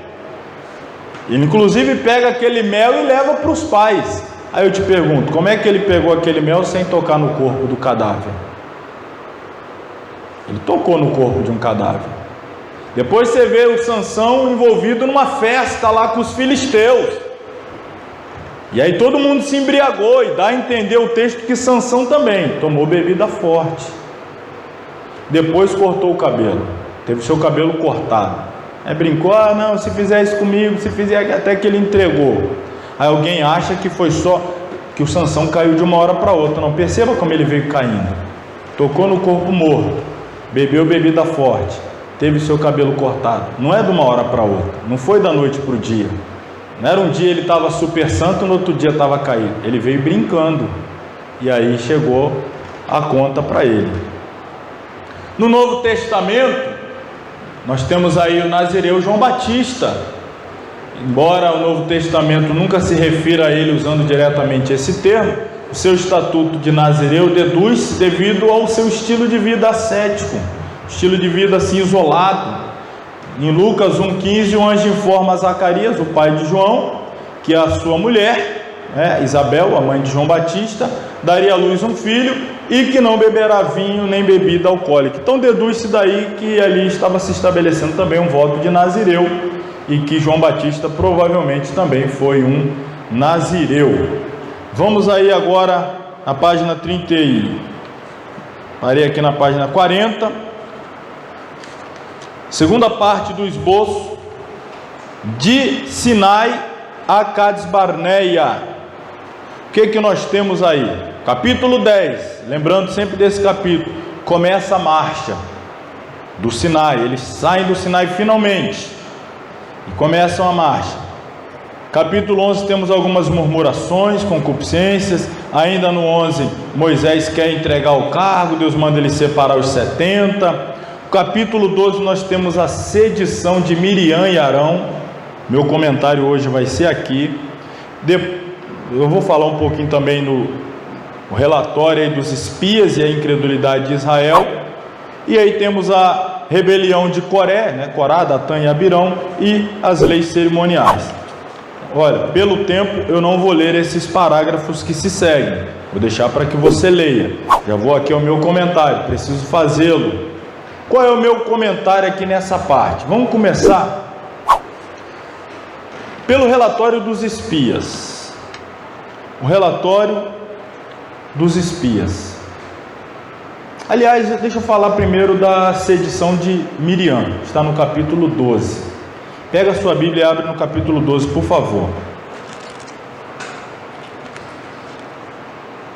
A sedição de Miriam e Arão. Esse episódio aqui, irmão, ele é fantástico. A Bíblia toda é, eu falo sempre, mas à medida que a gente vai se deparando com detalhes outrora não percebidos, a gente vai ficando encantado. E eu não consigo segurar, eu tenho que compartilhar. Então olhe bem. Falaram Miriam e Arão, capítulo 12 de Números. Falaram Miriam e Arão contra Moisés. Aí eu pergunto, por que razão? A resposta, por causa da mulher cuxita que tomara, porquanto tinha tomado a mulher cuxita. Esse é o versículo 1. Está dizendo que Miriam e Arão foram falar com Moisés por causa da mulher cuxita. Quem é a mulher cuxita? A mulher cuxita era a esposa de Moisés, a filha de Jetro. Quando Moisés saiu do Egito, se encontrou lá com ela, cuidando de ovelhas, se casou com ela. Ela não é uma hebreia, ela não é uma judia, ela é uma estrangeira. Moisés se casou com ela nessa ocasião. 40 anos lá no deserto, Deus chama Moisés, ele volta, liberta o povo, e agora está. Mas perceba quanta coisa já aconteceu. E agora o texto diz que os irmãos de Moisés, os dois irmãos de Moisés, irmãos mais velhos, Moisés era mais novo, o Arão e a Miriam, na verdade Miriam e Arão pela ordem, parece que ela é que está puxando aí a fila, vai reclamar com Moisés por causa da mulher cuxita, que ele era casado com uma não hebreia. Pelo menos o versículo 1 está dizendo que esse é o motivo. Agora olha o versículo 2. E disseram para Moisés, porventura falou o Senhor somente por Moisés? Não falou também por nós? E o Senhor o ouviu. Você está percebendo aqui qual é a confrontação que eles estão fazendo a Moisés? Eles estão falando assim, vem cá, que história é essa? Deus só fala com você? Deus não fala com a gente também não? Agora eu só quero que você me responda, o que isso tem a ver com a mulher cuxita? Onde que a mulher cuxita tem o que a ver aí? Você já viu quando a pessoa tem problema com você por uma coisa e diz que é por outra? Ah, não, estou aborrecido com você, porque por causa da mulher cuxita. Mas o que tem? Não, você acha que só você é profeta? Mas o que tem a ver a mulher cuxita com ser profeta? Não entendi. Tem nada a ver. Eles eram enciumados com o fato de que Deus falava com Moisés, e eles achavam que Deus falava com eles também. E Moisés estava querendo se aproveitar ou se valer do fato de que Deus se revelava a ele e tal, e se julgasse o maioral, e olha quem é que está conspirando contra ele: Miriam e Arão, os irmãos. Arão tinha que viver o resto da vida dele quietinho, que já tinha dado aquela pisada na bola do bezerro de ouro lá, tinha que ficar quietinho, não tinha que se meter mais em nenhuma não, estava no lucro. Mas está aqui. E aí o texto então vai dizer assim: falou o Senhor somente a Moisés, não falou também a nós? E o Senhor ouviu. Aí o versículo 3 vai dizer que Moisés era varão manso, mais do que todos os homens que havia na terra.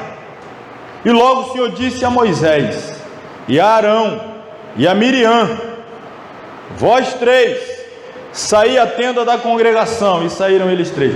Veja, o Arão e a Miriam estavam falando do Moisés, por causa de ele ser profeta. Na verdade, aqueles não confrontaram diretamente o Moisés, estavam falando entre eles. O texto diz que era por causa da mulher cuxita, mas a conversa é porque Moisés era profeta. Moisés nem estava sabendo, mas Deus ouviu. Aí Deus falou: quero uma reunião com vocês 3, os 3 agora, tenda da congregação. Aí lá vai Moisés, mas o que houve? O que aconteceu? Lá vai a Miriam e o Arão para a reunião que Deus convocou. Deus vai presidir a reunião. E aí olha o que acontece no versículo 5. Então o Senhor, aliás, vou voltar aqui no 4. E logo o Senhor disse a Moisés e Arão e Miriam: vós 3, saí à tenda da congregação, e saíram eles 3. Então o Senhor desceu na coluna de nuvem e se pôs à porta da tenda. Depois chamou: entra aqui, Arão, vem cá você também, Miriam. E eles saíram ambos, e disse: ouvi agora as minhas palavras. Se entre vós houver profeta, irmão, isso aqui é sério, olha Deus falando. Se houver profeta entre vós, se houver, porque eu não conheço, quem está falando é Deus. Se houver entre vós algum profeta, se houver, eu, Senhor, em visão a ele me farei conhecer, ou em sonhos falarei com ele. Não é assim com o meu servo Moisés, que é fiel em toda a minha casa. Boca a boca falo com ele, e de vista, e não por figuras, pois ele vê a semelhança do Senhor. Porque pois não tivestes temor de falar contra o meu servo, contra Moisés. E o Moisés, irmão, mas o que houve? Você falaram o que? Está acontecendo o que? Falaram do que? Eu não estou entendendo, até agora não sei por que o motivo dessa reunião. Já pensou? Os 2 falando de Moisés, Deus chama eles e já começa logo assim. Moisés acha que só ele é profeta, a gente é também. Aí Deus já chega: olha só, se tiver profeta, que eu não sei, eu não conheço, se tiver, no máximo eu dou a ele um sonho e uma visão. Moisés eu falo face a face, boca a boca. Que quebrada já que Deus está dando nas pernas aqui de Miriam e Arão, né? Aí depois o que aconteceu? Versículo 9: a ira do Senhor contra eles se acendeu, a nuvem se desviou, diz no versículo 10. Miriam ficou leprosa como a neve, e olhou Arão para Miriam, e eis que era leprosa. Olha aí, irmão, essas histórias de às vezes se juntar em grupinho para falar dos outros por trás, escondido. O fulano nem sabe, mas Deus está ouvindo. Deus está ouvindo. E aqui o Moisés até agora não sabia de nada. E aí o que aconteceu? Miriam ficou leprosa, atrasou tudo. O arraial não pôde avançar porque Miriam teve que ficar do lado de fora do arraial. Moisés foi quem teve que orar a Deus para Deus purificar Miriam, para ela voltar para o arraial, para ele seguir viagem. E Moisés orou e Deus curou Miriam. Deus falou: vou curar, mas primeiro ela vai ficar um tempão lá do lado de fora do arraial, só porque falou de você. E eu fiquei chateado com isso. Ela vai ficar um tempão lá fora sozinha. Depois eu vou restaurar ela, trago de volta para o arraial e a viagem segue. Que situação, hein? O outro destaque que eu faço aqui é esse: o relatório dos espias e a incredulidade de Israel, os capítulos 13 e 14. A gente já vai encerrar, vamos encerrar por aqui. A promessa do Senhor era tudo de que Israel precisava, mas a nação duvidou da palavra de Deus e começou a andar pelas aparências e não pela fé. Como assim? Deus foi lá e tirou o povo do Egito e disse que iria colocar o povo aonde? Vou colocar vocês numa terra boa, vou colocar vocês numa terra larga, espaçosa, vou colocar vocês numa terra extremamente produtiva, a terra mana, leite e mel, é muito próspera, produtiva. E aí Deus tirou do Egito, abriu o mar, atravessou, venceu inimigos, amalequitas e tal, está na porta de entrar na terra, está Cades Barneia, a terra está logo ali. Só que o povo resolveu espiar a terra para saber se a terra de fato era o que Deus disse que era. Vamos mandar espia para ver se a terra é boa mesmo? Vai que não é, que Deus enganou a gente, tirou a gente de lá para cá. Olha bem isso aqui, irmãos. Eu preciso que você manuseie sua Bíblia aí agora, ó. Deixa eu ver o texto aqui.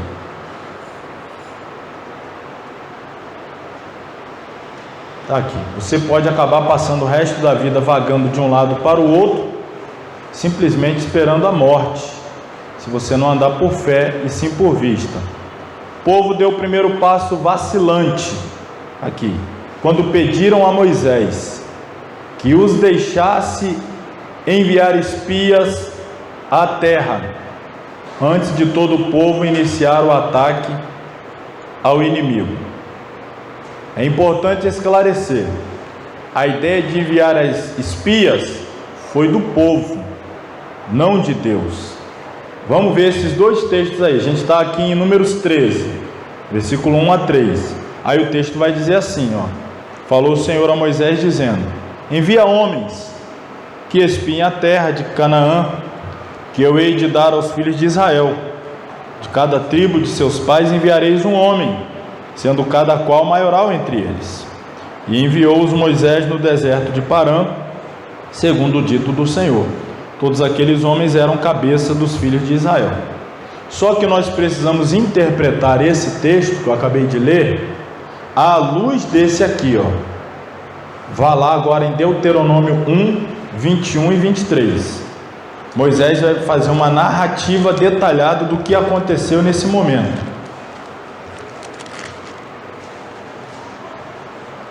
Deuteronômio 1, 21 a 23. Está escrito assim: eis que o Senhor, teu Deus, te deu esta terra diante de ti. Sobe e possuía, como te falou o Senhor, Deus de teus pais. Não temas e não te assustes. Então todos vós vos chegastes a mim e dissestes: mandemos homens adiante de nós, para que nos espiem a terra e nos deem resposta, porque caminho devemos subir a ela e a que cidade devemos ir. Pareceu-me, pois, bem este negócio, de sorte que de vós tomei 12 homens, de cada tribo um homem. E aí vai dizendo: e foram, e subiram a montanha e vieram até o vale e tal. O detalhe que eu trago é esse: a ideia de enviar espias foi do povo e não de Deus. O povo pediu a Moisés, Moisés já achou por bem, Deus permitiu. E aí esse detalhe que a gente tem que sempre entender, a diferença entre a vontade soberana e a permissiva. Deus permitiu, mas aquilo ali acabou sendo um atrapalho para o povo, porque os relatórios trazidos abateu a fé do povo. A Bíblia não se contradiz, ela se completa. Então, juntando esses dois textos, a gente percebe de quem foi a ideia, de quem foi a iniciativa. Houve a permissão de Deus, porém aqueles espias voltaram confirmando o que Deus disse: a terra de fato é boa, a terra de fato é larga, espaçosa, mana leite e mel. Para que não reste dúvida, 2 homens carregando um cacho de uva, 2 homens carregando um cacho de uva. Só que eles falam assim: porém, Deus nos omitiu que a terra é uma terra de gigantes, nós vamos ter que lutar, vai ser difícil conquistar. Perceba que Deus falou uma coisa e omitiu outra. E olha o que nos ensina Deuteronômio 29, 29. O que diz lá? As coisas encobertas são para Deus, e as reveladas? Por que Deus omitiu o gigante? Gigante é para ele. Por que Deus falou que a terra é boa? Porque a terra era para o povo. Eu omiti gigante porque gigante era comigo, não era com vocês. Eu falei da terra porque a terra era para vocês. Só que aí o povo acabou colocando aquilo no coração, aqueles 12, aliás 10, exceção de Josué e Caleb, contaminou toda a multidão, que acabou decidindo não prosseguir. E aí a gente vai ver na semana que vem, vou encerrar já por conta do horário, a gente vai ver na semana que vem a ira de Deus como se acendeu depois do retorno desse povo, que eles ficaram, você sabe quantos dias eles ficaram espiando a terra? Eles ficaram espiando a terra por 40 dias. Foi daí que Deus, igual a gente estava conversando agora ali, nada é por acaso. Aí Deus deu a sentença: quanto tempo vocês espiaram a terra? 40 dias. Então vocês vão ficar no deserto 1 ano por cada dia que vocês ficaram na terra. 40 anos no deserto. Ficaram 40 dias usufruindo da terra que eu prometi, para depois voltar com esse relatório negativo. Agora vocês vão pagar aqui, cada dia que vocês ficou lá, vocês vão pagar 1 ano aqui. 40 dias lá, vão ficar 40 anos aqui até morrer. E aí, irmão, você imagina você fazer parte de um povo, você está lá, andando no deserto, morreu um, morreu outro, vamos ficar aqui até minha vez vai chegar também, não tem outra coisa, vai morrer, aí morreu todo mundo, está faltando é daquele grupinho ali morrer, até eles morrer, não saíram dali. Eu vou falar, eu ia falar na semana que vem, mas vou dar só um spoilerzinho aqui, tá? Estou com vontade de dar, vou dar esse spoiler. Você está em Deuteronômio aí? Capítulo 2. Olha o que aconteceu depois que esse povo saiu lá do Egito. Aliás, foi a Cades Barneia, atravessaram, voltaram com o relatório. Olha o capítulo 2. Não, vou pegar aqui no capítulo 1, no versículos 45, para começar a contextualizar. A gente vai encerrar a aula aqui. Tornando, pois, vós e chorando perante o Senhor não ouviu a vossa voz, nem vos escutou. Assim, em Cádiz estivestes muitos dias, segundo os dias que ali estiveste. Deuteronômio é um livro de narrativa desses episódios, está narrando aqui. Depois, viramo-nos e caminhamos ao deserto, caminho do... Estão andando em que direção agora? Estão andando para trás. Mar Vermelho não estava aqui? Exemplo, Mar Vermelho estava aqui, eles estão indo para a terra prometida, chegaram em Cádiz, foram lá, viu a terra e voltou com esse relatório. Aí Deus deu a ordem: agora vocês começam a andar em direção ao Mar Vermelho. Olha para onde que desobediente anda. Está vendo para onde que desobediente anda? Está vendo para onde que infiel anda?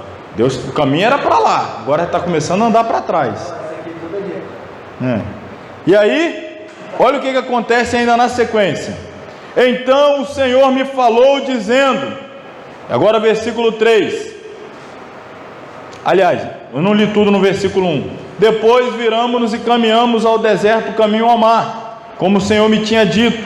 E muitos dias rodeamos a montanha de Seir. Muitos dias rodeamos a montanha de Seir. Então o Senhor me falou dizendo: tendes já rodeado bastante essa montanha, virai-vos para o norte. Eles começaram a voltar no caminho do mar, eles começaram a vir no caminho do mar Vermelho, chegaram aonde tinha uma montanha, a montanha de Seir. Aí a ordem de Deus foi: agora comecem a rodear essa montanha, comecem a rodear.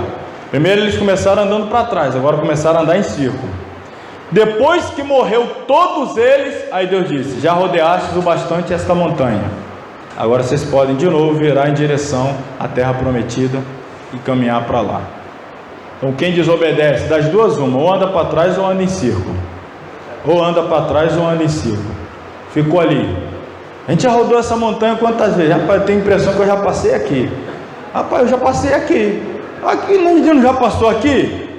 Isso aqui de novo, aquela pedra ali que parece, aí a gente já passou, ficou passando ali, ó, até morrer o último. Aí Deus então deu a ordem de eles seguir adiante. Esse é o resultado da desobediência deles ali em Cades Barneia.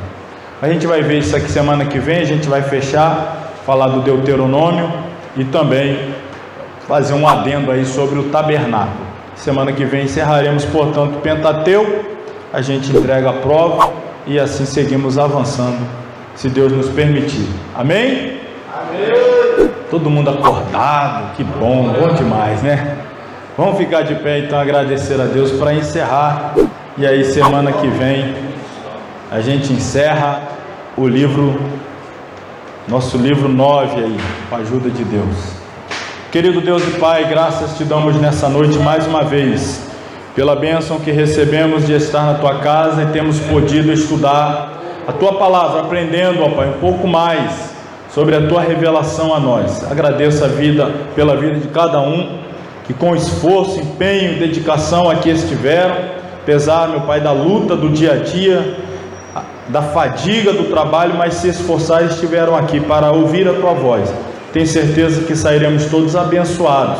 Pedimos que continue nos abençoando no decorrer deste final de semana, dando a nós, ó Pai, cultos abençoados em Tua presença, com a manifestação da Tua glória e Teu poder sobre nossas vidas. É a nossa oração no nome de Jesus. E que a graça do Senhor Jesus Cristo, o amor de Deus, a comunhão e a consolação do Espírito Santo seja com todos que amam e aguardam a volta do Senhor, e todos digam amém. Amém. Deus abençoe a todos no nome de Jesus.